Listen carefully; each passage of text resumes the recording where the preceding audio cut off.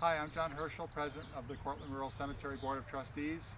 I am standing at the junction between the utility road, the cemetery road, and our Sand Street property. We've got a house, which I'll show you in a minute, which is at 9 Sand Street. It's basically used for staff housing.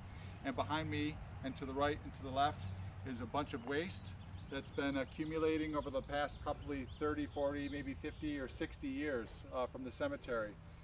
There's dirt, there's gravel, there's boulders, there's a big mess, and the cemetery unfortunately has really had no resources to do anything but dump it here. So in the next few days, we're very fortunate in that we've enlisted the help of the City of Cortland Department of Public Works, DPW.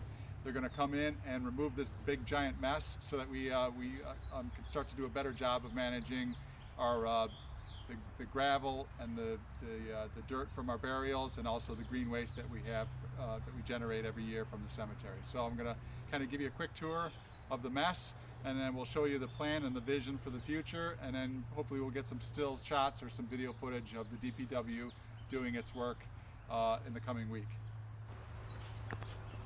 Okay, so now I've flipped the camera around, and we're going to be showing you some of the mess that's been accumulating over the decades. This is the backyard of Sand Street. We've got some neighbors to the, I guess that would be to the south and east of us, and it's not a very pretty sight for those folks to have these piles of dirt and boulders and whatnot accumulating. So it's appropriate for us to get rid of it from their perspective, but also the house at the far in front of me here is the Sand Street house. We use it for our staff housing, and if we want to attract good people to the cemetery, we've got to give them a nice house, and we've got to give them an appropriate backyard, and currently as it stands, this is not an appropriate backyard. So again, we're going to benefit from having the DPW come in here. They're going to come in with various different kinds of equipment and haul all of this stuff out of here. I'm going to skip in a few minutes to a paper plan, which is going to show you what our vision is for this space.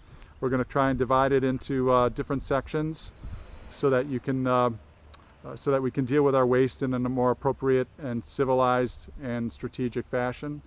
And thanks to the DPW, we're going to be able to do that in the coming years. And it's just going to look a lot nicer than it does now. It basically looks like a war zone. This is just another take on some of the mess that we're looking at. Right up behind me is the cemetery.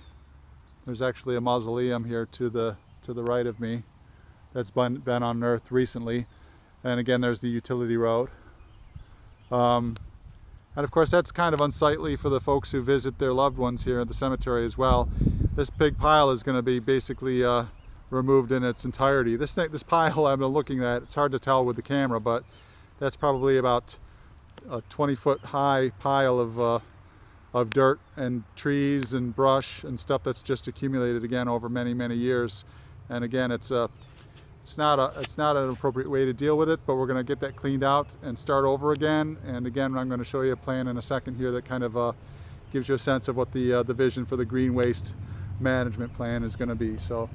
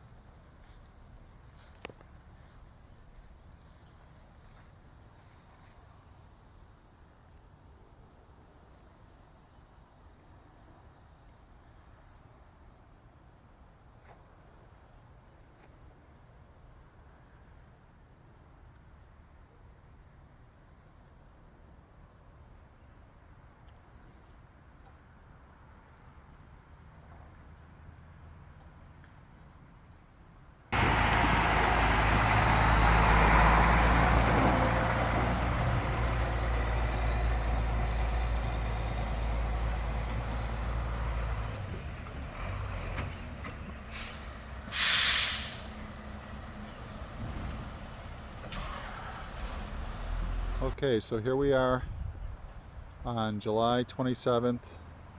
It's been about 5 business days since the City of Cortland DPW pitched in and began working on this project, cleaning out the mess behind Sand Street. As you can see, or as you should be able to see, there's been a tremendous transformation. All of the dirt piles and rubble and etc. have been removed. You may not be able to tell from the camera angle here, but there's a corner over there which probably hasn't seen daylight in many years. So basically that whole section has been cleaned out, leveled off, and it provides a platform for us to move forward and start to establish stations where we can do a better job with managing the brush that comes from the cemetery every year. Hopefully we'll be able to put a chipping station in so we can create some mulch instead of putting that stuff through the DPW's property over on Franklin Street. We're going to put in some wood burning, like a fuel station, so that we can do more wood burning in our facilities and our houses. We're going to put a sifter in so we can manage and create topsoil. So there's several different kind of functions we're going to try and put in place here. And now that we have the room to do that, we will do so. And the other advantage here is that we used to pile up all of our green waste on the utility road over by the office, which was pretty unsightly and aesthetically not very pleasing. So we'll be able to take that brush now and put it into this one little area so it's isolated from the rest of the cemetery, and it just creates a more handsome kind of property and a better way to deal with our green waste. So again, thank you to the City of Cortland, the Department of Public Works, Chris Bistocchi and his folks. Boy, they had some great guys managing the equipment here this week, and it's made a world of difference, and it again provides us a platform and a foundation to do some amazing things in the future here. So boy, also kudos to Rob Dittman and Ace Prentice and Justin Toulin for those guys who've done a great job in managing this project from the cemetery staff standpoint. So kudos, nice progress, nice project, and we'll move forward.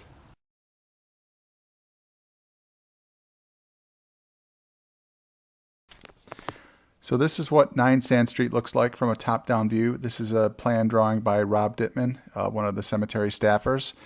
Basically, we're going to take that big open space that we've just created and established over the coming months and years, hopefully sooner than that, several productivity stations that will make us more sustainable. One of the stations is going to be a topsoil sifting station.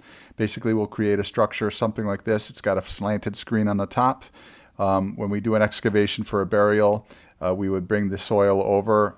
The rocks and boulders would roll off. The soil would sift below, and we'd use that for backfilling and on other grounds uses. There would also be a wood chipping station.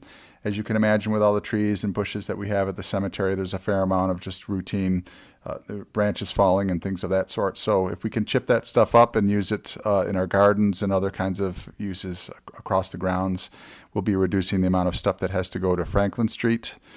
Another thing we've got is the need for a wood fuel station. Some of the larger format wood that falls during the course of a year, or other trees and things we have to take down, we could be using that essentially for staff housing and heating those houses, which is an efficiency and cost reducing measure.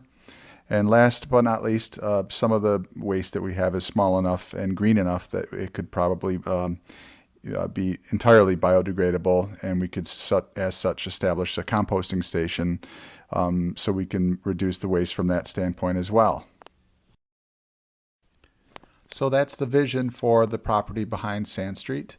Now we have to execute on that vision and on that plan. So for that, we're going to need, as is usually the case, because we have limited resources, we're going to need some community support and some grants and whatnot. So I'll speak to that next.